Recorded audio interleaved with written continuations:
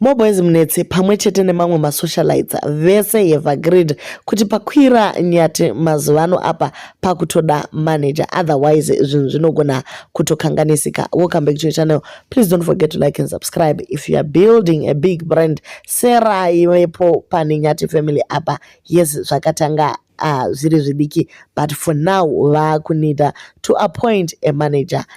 Ndo mashoko abva kuna Moreboys vachiresponda kuna Edwards anga ati iye, I feel like Tide and Kiki were right when they scratch us Zimbabweans from their lives. Zimbos got drama. Ndiri kudaro nenyaya yemacelebe edu aya ari kupisa the Nyathi family. Yes, it takes the whole village to raise a child.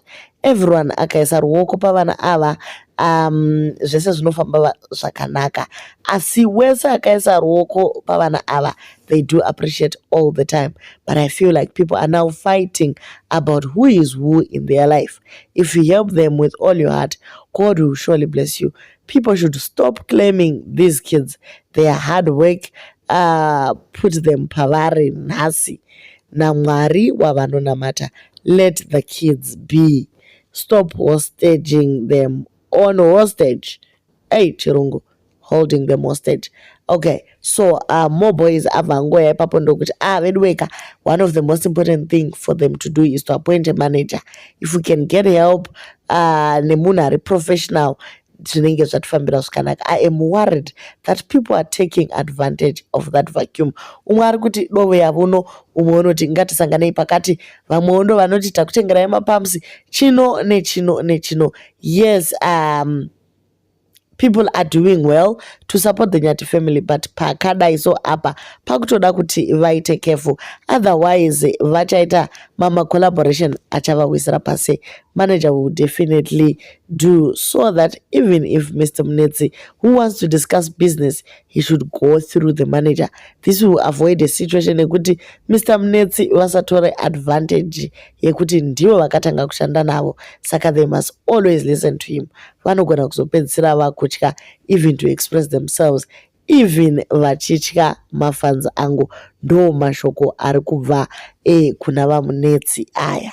Vamwe vari kutiwo ini ndiri kusvotwa nana muchekadzafa vakuzongobudikira pamafoto vari kuZimbabwe ikoko. Chii chakadaro? Naimi hamunyari here kuda kungohakira kunge tsine? Apo hamubve mung'anga kuZimbabwe ikoko muri kuda kutorera vana raki. Dammit mani imi, kuona kwangu comment section inorwisa nekutwista nyaya. Nyaya yangotaurwa apa ndeyekuti are they benefiting anything from zvese zvavari kuita izvi? Pane ati abhadhara here so far kurariswa muhotera nekutoreswa mapassport. It's not enough.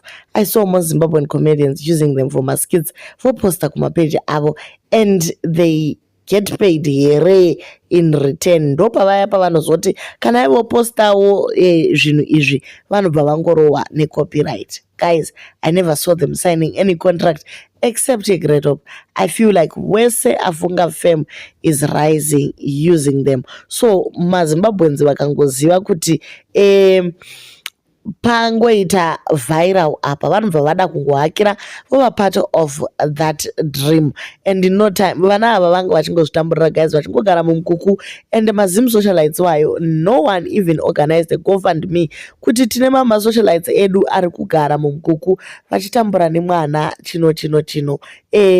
Hapana munhu akamboita izvozvo, but now that they've risen to greatness, pakutanga nyaya yese iyi. Alright, mbigaudo.tv ndiye ngatifanira kuenda kunovagamuchira. Hatisi kuti vana mutarisi nevamwe vanhu vakaita zvakaipa kunosangana nevana bodo, hatisi kudaro. Tiri kuti isusu vanhu ngavangwarire kana zvichibvira kuti vasainirane pasi vasati vaacta maskiti nezvese zviri kuitika Nyathi iri pahype kudai. Guys, you take advantage of that. Kuma interviews kwavari kuenda uko, yes, zviri kuvapa traction, ma-views ari kukura nema-subscribers or ma-followers ari kuwanda, but are they getting anything in return? I just pray it doesn't end in tears, and that the couple uses the quantum leap to secure the bag properly and not be used for other people's gain. Because we know people who want to be said ndini ndini but zero help, just called chancing. ana anti masizo vanenge vachitoda kuzirana ana Nyathi zvekuita, hey do this, hey do that, we were there for you, hey we fought your battles, kunge vaiva vatumwa. Hai zvinobohwa sei. Let Nyathis be, please. Siyanai nevana. I feel the people helping them now are doing it publicly so that others can see kuti vanoshandika navo and that they are very respectful. Exposure is very important in the beginning, but they really need a manager as well. Preferably someone who is not a socialite so that there is no bias. Ivo vana vacho havanzwe. Pane akaisa posta achiti kana maenda kuZimbabwe musangohakire havasi vese vanokudai, asi ndo zvatiri kuona. So guys, mashoko akakora panyaya yese yatiri kutaura iyi ndeyekuti ngavawane munhu asiri socialite anogona kuva manager zvakanaka. Yes, macompanies anoda kumira navo kuti vapushewo mabrands avo. Yes, Diamond migration iyi taiona nezvese zvakadaro, but so many more people are going to come to Diamond migration, which is going to be worth more than 120 passport. Kana iyo yekubhadharwa lodge nekuendeswa kuZimbabwe flights and all. If you try to work nemabrands anenge vana madhambosi nana maitete havachaji mari diki inokwana 120. Tongoti mufeso yachanza 1000 kuendesa vanhu kuZimbabwe nekunovagadzirira mapassport. Vana madhambosi vanenge vachitokudza kuti ndite ambassador ndinoda mari yakati neyakati, because I'm going to influence 1.5 million people to come to you. Nyathifamily iri kukura iyi guys. Vangani vari kuda kuenda kuchando vachashandisa Diamond migration iyi tiri kupa seexample, but tiri kuti havasirivo voga, vakawanda guys vari kutobenefita nekukura kuri kuita the Nyathi family. Okay, so boss vheko vakataura zuro vakati ivo havasi selfish, vabvumira mamacompanies ese ari kuda kushanda neNyathi family kuti vauye vagone kusainirana pasi. Ndosaka vakagona kuenda kwese kwavakaenda vakanoona vana Mutarisi, vakaona vana Chipo, vakaona vana Tempumani, vakaona munhu wese. So zviri kungoratidza kuti they are very humble people and everyone wants to work with them.